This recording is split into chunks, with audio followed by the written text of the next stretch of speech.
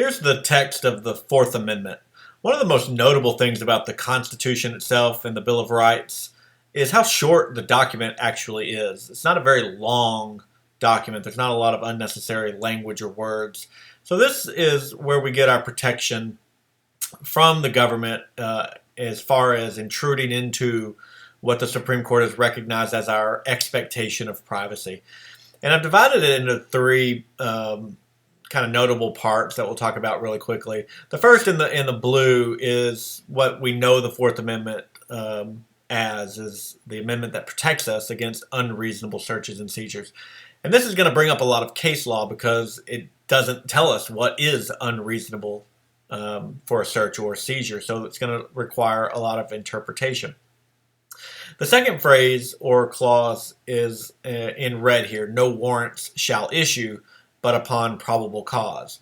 This creates for us the expectation that the law enforcement or the government in general needs a warrant based on probable cause before they can execute a search or make a seizure. This creates the general rule that a warrant is required. Now we know through case law that there's going to be a lot of exceptions to the warrant requirement.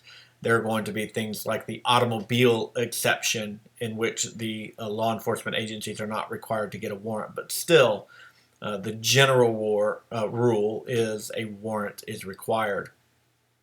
And then this is what in green is something that we often forget about in the Fourth Amendment, and it's a phrase that's referred to as the particularity requirement.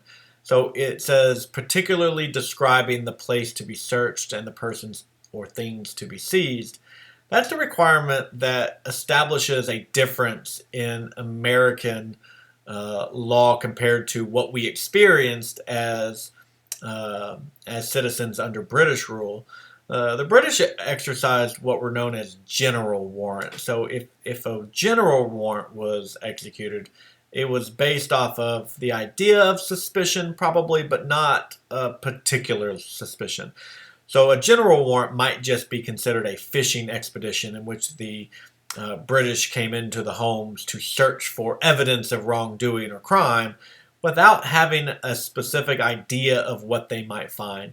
So this phrase makes unconstitutional the idea of a general warrant.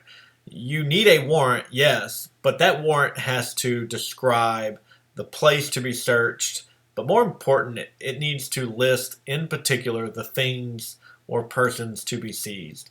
So this is where we require law enforcement to list out not just general idea of what they might find, but the specific items or pieces of evidence or people that they might find. So in the context of the Fourth Amendment, yes, it protects us against unreasonable searches and seizures as a general statement, but it has these other two clauses that you need to be familiar with, the warrant requirement and the particularity requirement.